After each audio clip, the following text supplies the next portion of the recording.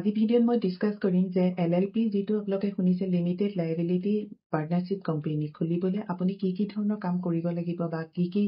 Documents আপোনাৰ লাগিব এই কোম্পানীটো আপুনি সেটআপ কৰিবলৈ এতিয়া স্টেপ বাই স্টেপ কম যে নাম্বাৰ 1 হৈছে আপুনি প্ৰতিজন পাৰ্টনাৰে আপোনাৰ ডিএসি এপ্লাই কৰিব লাগিব ডিএসি হৈছে ডিজিটেল সিগনেচাৰ কাৰণ এটো অনলাইন আপোনাক লাগিব প্ৰতিজন পাৰ্টনাৰে মানে আপুনি যেতিয়া এলএলপি খুলিব যাব সেই দুইজন পাৰ্টনাৰৰ ডিএসি লাগিব পাৰ্ট 2 আপুনি এপ্লাই কৰিব লাগিব দিন নাম্বাৰৰ কাৰণে দিন নাম্বাৰ হৈছে ডাইৰেক্টৰ আইডেন্টিফিকেশন নাম্বাৰ আপুনি হেতু প্ৰতিজন পাৰ্টনাৰৰে আপোনাৰ প্ৰয়োজন হ'ব যেতিয়া আপুনি এলএলপি ওপেন মানে কোম্পানী খুলিব ধৰে ৰিজাৰ্ভ এলএলপি নেম আপুনি এতিয়া এনেকুৱা ধৰণৰ এটা কোম্পানী নাম দিব লাগে যেটো মানে কোনেও আগতে দিয়া নাই বা এক্সিষ্ট নাই তেনেকুৱা ধৰণৰ নাম এটা আপুনি চুজ কৰি আপুনি পাৰ্টনাৰশ্বিপ মানে খুলিব লাগিব Number 4 হৈছে আপুনি ফাইল ইনকৰ্পোৰেচন ফৰ্ম আপুনি হেতু এমচিএ মানে আপলোড কৰিব লাগিব আৰু তাৰ কাৰণে আপোনাৰ কি ধৰণৰ ডকুমেন্টছ লাগিব এতিয়া এটাচ ডকুমেন্টছ হৈছে এড্ৰেছ প্ৰুফ অফ অফিস আপুনি যত অফিস সেটআপ কৰে সেই অফিস সেটআপৰ আপোনাৰ এড্ৰেছ প্ৰুফ লাগিব আৰু ID proof of the partner আপোনাৰ দুজনে থাকক বা তিনজনে থাকক এই পাৰ্টনাৰৰ আপোনাৰ মানে আইডি প্ৰুফ লাগিব আৰু প্ৰফিট শেয়াৰিং ৰাইটস ডিউটিজ এখিনি আপুনি এগ্ৰিমেন্টটো কৰি ল'ব লাগিব যে কোনজনৰ কিমান পাৰ্সেন্টেজ প্ৰফিট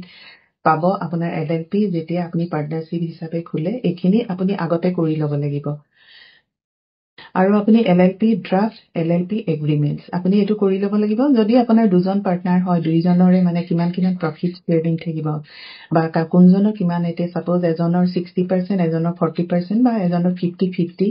এখিনি আপোনাৰ গুটেখিনি মানে এগ্ৰিমেন্টত থাকিব লাগিব বা গুটেখিনি ৰুল ৰেগুলেশন কৰি আপুনি এখিনি মানে এলএলপি খোলাৰ আগত এখিনি কৰিব লাগিব Number 6 is obtain certification of incorporation. মানে আপোনাৰ যেতিয়া MCA আপোনাৰ গুটেখিনি ডকুমেন্টস ভেৰিফাই কৰি আপোনাৰ এপ্ৰুভেল দিব তেতিয়া আপুনি মানে LLP gets its own LLP IN মানে আপোনাৰ limited liability partnership identification number আপুনি পাই যাব আৰু তেতিয়া নাম্বাৰ 7 হৈছে এপ্লাই মানে পেন কাৰ্ড বা এখিনি কাৰণে তেতিয়া আপুনি নাম্বাৰ 7 এপ্লাই কৰিব লাগিব আৰু নাম্বাৰ 8 হৈছে ওপেন বেংক একাউন্ট আপুনি পাৰ্টনাৰৰ নামত এলএলপিৰ নামত আপুনি বিজনেস এটা একাউন্ট খুলিব লাগিব আপোনাৰ যিকোনো ধৰণৰ বেংকতে আপুনি খুলিব পাৰে এটো আৰু এখিনি হোৱাৰ পিছত ডকুমেন্টছ এতিয়া কি লাগিব আপোনাৰ যেতিয়া এলএলপি আপোনাৰ দুজন পাৰ্টনাৰৰ মাজত যেতিয়া খুলিব নাম্বাৰ 1 হৈছে PAN card of in partner প্ৰতিজন পাৰ্টনাৰৰে আপোনাৰ পেন কাৰ্ড লাগিব নাম্বাৰ 2 হৈছে আধাৰ পাসপোৰ্ট ড্ৰাইভিং লাইসেন্স মানে যিকোনো ধৰণৰ ভোটাৰ আইডি যিকোনো ধৰণৰ আপোনাৰ আইডেন্টিফিকেশন বা আইডি প্ৰুফ আপোনাৰ প্ৰতিজন পাৰ্টনাৰে লাগিব আৰু এড্ৰেছ প্ৰুফ অফ দা পাৰ্টনাৰ্স মানে যেনে বেংক ষ্টেটমেন্ট ইলেক্ট্ৰিচিটি বিল এবিলাক আপোনাৰ লাগিব মানে দুজন পাৰ্টনাৰ সাপোজ আপুনি আপোনাৰ ঘৰতে এটা ৰুম লৈ পেলাই আপুনি হেতু এগ্ৰিমেন্ট হিচাপে হেতু দেখাব পাৰে বা অফিস সেটআপ দুজন তাত গুটেখিনি আপোনাৰ ইলেক্ট্ৰিচিটি বিলে হওক বা নো অবজেকশন সাৰ্টিফিকেট যদি বিল না থাকে তেনেকুৱা ধৰণৰ হেখিনি ডকুমেন্টস আপোনাৰ প্ৰয়োজন হ'ব আৰু proof of registered office মানে আপোনাৰ যত অফিসটো আপুনি কৰিব হে দেখাব হেতু আপোনাৰ প্ৰুফটো দিব লাগিব আৰু পাসপোৰ্ট সাইজ ফটোজটো লাগিব হেতু গম পাইছে এতিয়া আপোনাৰ কিমান দিনৰ ভিতৰত আপোনাৰ এলএলপি হৈ যাব মানে নৰমালি আপোনাৰ 15-20 দিনৰ ভিতৰত আপোনাৰ এলএলপি হৈ যাব আৰু তাৰ পাছত কষ্টটো কিমান হ'ব কষ্টটো আপোনাৰ ধৰক মানে 12000 মানে এখিনি বস্তু আপুনি 7 to 12000 ৰ ভিতৰত আপোনাৰ হ'ব কিন্তু এখিনি আপুনি সিএৰ লগত ডিসকাস কৰি ল'ব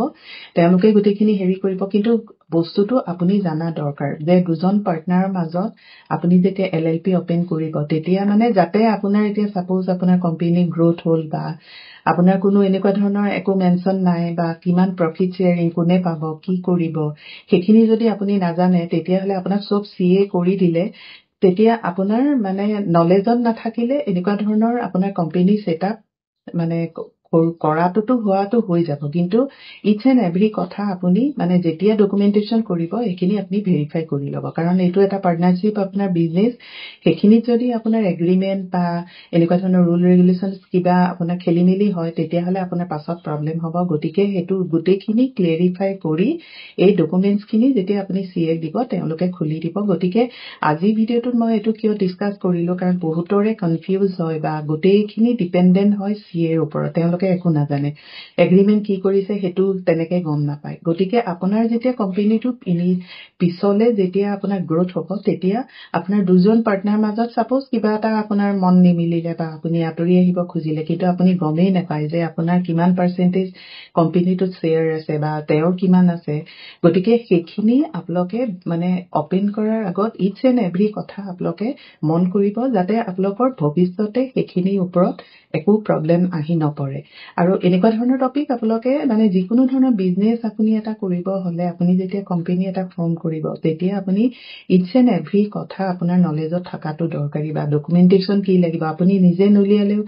গোটেইখিনি টোটেলি আপুনি CAৰ ওপৰত ডিপেণ্ডেণ্ট হ'লেও আপুনি CA যিখিনি দিব আপুনি সেইটো ভালকৈ ভেৰিফাই কৰিব আৰু পাৰ্টনাৰৰ মাজত সেইখিনি ডিছকাছ কৰিব যে প্ৰফিট শ্বেয়াৰিং কাৰ কিমান আছে কি নাই সেইখিনি কৰিহে তাৰপাছত আপোনাৰ মানে বিজনেছ কোম্পানীটো ছেট আপ কৰিব আৰু এনেকুৱা ধৰণৰ টপিক আপোনালোকে এক্সপৰ্ট বিজনেছৰ ওপৰতো আপোনাৰ দুজন পাৰ্টনাৰ মিলি আপোনালোকে কৰিব পাৰে কাৰণ আপোনাৰ ছাপোজ আপোনাৰ মানে আপুনি কামখিনি কৰিছে আৰু আপোনাৰ পাৰ্টনাৰ প্ৰডাক্টটো আছে তেতিয়াহ'লে আপোনাৰ সেই দুইজনে মিলি কৰিলে বহুত ইজি হয় কাৰণ প্ৰডাক্টৰ কাৰণে আপুনি বেলেগৰ পৰা ডিপেণ্ডেণ্ট হ'ব নালাগে আপোনাৰ পাৰ্টনাৰৰ পৰা আপুনি প্ৰডাক্টটো ল'ব পাৰিব আৰু দুইজন যিহেতু মিউচুৱেলি আপোনালোকৰ মানে এগ্ৰিমেণ্ট আছে বা গতিকে সেইটো স্মুথ ফাংচনিং হয় গতিকে আহক আপোনালোকে এক্সপৰ্টৰ কোৰ্চটো শিকক আমাৰ ইনষ্টিটিউটত অসমীয়াতে শিকোৱা হয় কণ্টেক্ট নাম্বাৰ দিয়া আছে কাৰণ আপুনি বিফৰ এক্সপৰ্ট আপোনাৰ এক্সপৰ্টৰ চিষ্টেম বা কোৰ্চটো জনাটো দৰকাৰী কাৰণ মানে এতিয়া পে'মেণ্ট টাৰ্ম হওক বা বায়াৰ কেনেকৈ চাব বাহিৰৰ দেশত বা ডেলিভাৰী টাৰ্ম কি হয় বা বেংকৰ কথা কি থাকে কেনেকৈ পে'মেণ্ট আহে LC কি বা এইখিনি বস্তু আপোনালোকে ইন ডিটেইল বিফৰ এক্সপৰ্ট কৰাৰ আগত জনাটো দৰকাৰী মানে এইখিনি যদি আপোনাৰ নলেজত এবাৰ হৈ যায় তেতিয়াহ'লে আপোনাৰ যিকোনো কাণ্ট্ৰিৰ কাৰণে আপুনি বায়াৰ চাই আপুনি মানে আপুনি এক্সপৰ্টৰ কাম আৰম্ভ কৰিব পাৰিব যিহেতু অসমত প্ৰডাক্ট এভেইলেবল আছে গতিকে এইটো এটা গ্ৰেট অপৰচুনিটি আৰু চাওক আমাৰ যোগী ঘোপাত MMLP হৈছে বা এনেকুৱা ধৰণৰ বহুত ফেচিলিটি আহি আছে যিটো এক্সপৰ্টৰ লজিষ্টিক পাৰ্টটো এটা গ্ৰেট অপৰচুনিটি আহি আছে আহক সেইকাৰণে আপোনালোকে এক্সপৰ্টত মানে কম ইনভেষ্টমেণ্ট কৰি ইনিচিয়েলি আপোনালোকে আৰম্ভ কৰিলে আপোনালোকৰ এটা প্ৰেক্টিকেল নলেজ পাব আৰু আপোনালোকে গম পাব যে কাৰণ আৰু এটা চাওক এক্সপৰ্ট আপুনি যিকোনো ধৰণৰ প্ৰডাক্ট কৰিলে গভৰ্ণমেণ্ট বেনিফিট দিয়ে GST নালাগে এইখিনিওতো আল্টিমেট এটা বেনিফিট হয় গতিকে আপুনি লজিষ্টিকটো স্মুথলি কৰি কেনেকৈ আপুনি মানে কম ইনভেষ্টমেণ্ট কৰিয়ে আপুনি কেনেকৈ কি ধৰণৰ প্ৰডাক্ট আপুনি কৰিব পাৰে সেইটো আপুনি এনালাইচিছ কৰিব লাগিব মানে গতিকে আহক আপোনালোকে এক্সপৰ্টৰ কোৰ্চটো শিকক